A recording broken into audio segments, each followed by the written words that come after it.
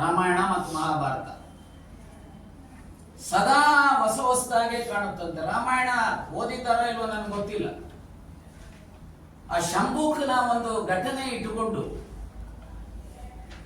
ಪದೇ ಪದೇ ರಾಮಾಯಣದ ಬಗ್ಗೆ ಮಹರ್ಷಿ ವಾಲ್ಮೀಕಿಯ ಕೃತಿಯ ಬಗ್ಗೆ ಮನಸ ಇಚ್ಛೆ ಮಾತನಾಡ್ತಾ ಇರುವಂತದ್ದು ಅವರಿಗೆ ಶೋಭೆ ತರ್ತಕ್ಕಂಥದ್ದು.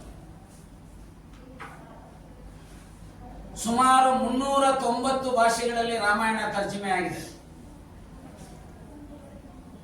ಮಹರ್ಷಿ ವಾಲ್ಮೀಕಿ ಬರೆದಿರುವಂತ ರಾಮಾಯಣದಲ್ಲಿ 24,000 ಶ್ಲೋಕಗಳಿದ್ದಾವೆ,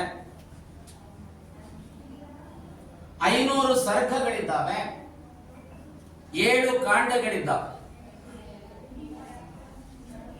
ನಾನು ನಿಮ್ಮ ಮೂಲಕ ಕೇಳಲಿಕ್ಕೆ ಬಯಸ್ತೇನೆ ಮಿಸ್ಟರ್ ಭಗವಾನ್, ಅಯೋಧ್ಯ ಕಾಂಡ ಸರ್ಗ 100, ಅದರಲ್ಲಿ 87 ಶ್ಲೋಕಗಳಿದ್ದಾವೆ. ರಾಮ ಮತ್ತು ಭರತನ ಮಧ್ಯೆ ನಡೆಯುವಂತಹ ಸಂವಾದ. ರಾಜ ಅಂದ್ರೆ ಏನು, ಮಂತ್ರಿ ಮಂಡಲ ಅಂದ್ರೆ ಏನು, ಮಂತ್ರಿಗಳು ಎಂತವರ ಆಗಿರಬೇಕು, ಅಪ್ರಾಮಾಣಿಕರು, ಅಯೋಗ್ಯರು, ಭ್ರಷ್ಟರು, ಜಾತಿವಾದಿಗಳು ಈ ತರದವರ ಆಗಬಾರದು. ದೇಶ ಪ್ರೇಮ ಇರುವಂತ, ಪ್ರಾಮಾಣಿಕತೆ ಇರುವಂತ, ವಿಚಕ್ಷಣಾ ಪ್ರವೃತ್ತಿಯನ್ನು ಹೊಂದಿರತಕ್ಕಂಥ ವಿಚಾರವಂತರು 4 ಜನ ಮಂತ್ರಿ ಮಂಡಲದಲ್ಲಿದ್ರು ಆ ದೇಶ ಉದ್ಧಾರ ಆಗುತ್ತೆ ಅಂತ ಬರೀತಾರೆ. ಇಲ್ಲಿ 100 ಇದ್ರೂ ಉದ್ಧಾರ ಆಗೋದಿಲ್ಲ. ಈ ತರ ಜನ ಕೆಟ್ಟವರಿದ್ರೆ ಆ ರೀತಿ ಒಳ್ಳೆಯವರು ಇರಬೇಕು ಅಂತ ಹೇಳ್ತಾರೆ. ಟ್ಯಾಕ್ಸ್ ಅನ್ನು ಹೇಗೆ ಹಾಕಬೇಕು, ಸರ್ಪ್ಲಸ್ ಬಡ್ಜೆಟ್ ಇರಬೇಕು ಅಂತ ಹೇಳ್ತಾರೆ. ಅರೆ ಪಾಪ, ನಮ್ಮ ಮೋದಿಯವರು ಅಧಿಕಾರಕ್ಕೆ ಬಂದಾಗ 52 ಲಕ್ಷ ಕೋಟಿ ಮಾತ್ರ ಸಾಲ ಇತ್ತು ದೇಶದ ಮೇಲೆ. ಏನ್ ದೊಡ್ಡ ಸಾಧನೆ, ನೆನ್ನೆನೋ ಮೊನ್ನೆಗೋ. ಅದು ಸುಳ್ಳು ಲೆಕ್ಕನೆ. ನೆಹರೂಗೂ ಇವರಿಗೆ 47ರಿಂದ 52ರವರೆಗೂ ಬಿಟ್ಟೇ ಬಿಟ್ರು. ಕಳೆದ 12 ವರ್ಷಗಳಲ್ಲಿ ಇವರ ಸಾಧನೆ 52 ಲಕ್ಷ ಕೋಟಿಯ ಸಾಲ ಇವತ್ತು 216 ಲಕ್ಷ 95,000 ಕೋಟಿ ಸಾಲ ಮಾಡಿದ್ದಾರೆ. ಇದು ಗ್ರೇಟ್ ಅಚೀವ್ಮೆಂಟ್.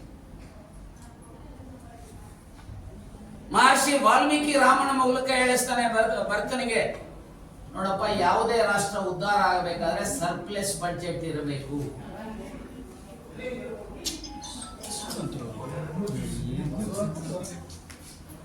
ಸರ್ಪ್ಲೆಸ್ ಬಡ್ಜೆಟ್ ಇರಬೇಕು. ಟ್ಯಾಕ್ಸ್ ಅನ್ನ ರೈತರ ಮೇಲೆ ಹಾಕಬಾರದು, ಅಗ್ರಿಕಲ್ಚರ್ ಮೇಲೆ ಹಾಕಬಾರದು. ಈ ರೀತಿ ಅನೇಕವನ್ನು ಹೇಳಿದ್ದಾರೆ. ಅಷ್ಟೇ ಅಲ್ಲ, ದಿನಗೂಲಿ ಅಂದ್ರೇನು, ವಾರದ ಕೂಲಿ ಅಂದ್ರೇನು, ತಿಂಗಳ ಸಂಬಳ ಅಂದ್ರೇನು, ಸಾಮಾಜಿಕ ನ್ಯಾಯ ಅಂದ್ರೇನು, ನ್ಯಾಯ ನೀತಿ ಅಂದ್ರೇನು, ರಾಜನೀತಿ ಅಂದ್ರೇನು, ಎಲ್ಲವನ್ನು ಹೇಳಿದ್ದಾರೆ. ಅದನ್ನ ಅರ್ಥ ಮಾಡಿಕೊಳ್ಳದೆ ಒಂದು ಪಬ್ಲಿಸಿಟಿಗೋಸ್ಕರ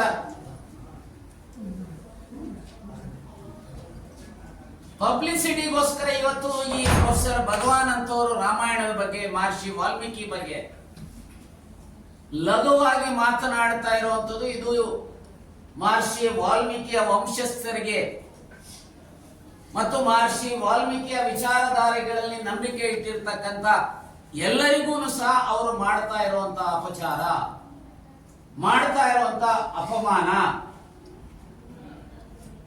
ಅವರಿಗೇನಾದ್ರೂ ಸ್ವಲ್ಪನಾದ್ರೂ ಬುದ್ಧಿ ಸ್ಥಿಮಿತದಲ್ಲಿದ್ರೆ ಆ ರೀತಿ ಆಡಿರುವಂತದಕ್ಕೆ ಅವರ ರಾಜ್ಯದ ಜನತೆಯ ಕ್ಷಮೆಯನ್ನ, ಬರೇ ರಾಜ್ಯದಲ್ಲಿ ಇಡೀ ದೇಶದ ಜನರ ಕ್ಷಮೆಯನ್ನ ಕೇಳಬೇಕಾಗತ್ತೆ. ನಾನು ನಿಮ್ಮ ಮೂಲಕ ಆಗ್ರಹ ಮಾಡಲಿಕ್ಕೆ ಬಯಸ್ತೇನೆ ಮಿಸ್ಟರ್ ಭಗವಾನ್, ಮಹರ್ಷಿ ವಾಲ್ಮೀಕಿಯ ರಾಮಾಯಣದ ಬಗ್ಗೆ ಆಗಲಿ, ಆ ವರ್ಗದ ಜನರ ಬಗ್ಗೆ ಆಗಲಿ ಮಾತನಾಡುವಂತ ನೈತಿಕತೆ ನಿಮ್ಮಲ್ಲಿ ಇಲ್ಲ. ಸೊ ಈ ರೀತಿ ಮಾತನಾಡೋದ್ರ ಮೂಲಕ ಒಂದು ವರ್ಗದ ಜನರಿಗೆ, ಬಹುತೇಕ ಜನರಿಗೆ ಅಪಮಾನ ಮಾಡುವಂತ ಪ್ರವೃತ್ತಿಯನ್ನ ನಿಲ್ಲಿಸಬೇಕು, ಜನರ ಕ್ಷಮೆಯನ್ನ ಯಾಚಿಸಬೇಕು ಅಂತೇಳಿ ಅತ್ಯಂತ ಆಗ್ರಹಪೂರ್ವಕವಾಗಿ ಆಗ್ರಹಿಸಲಿಕ್ಕೆ ಬಯಸ್ತೇನೆ.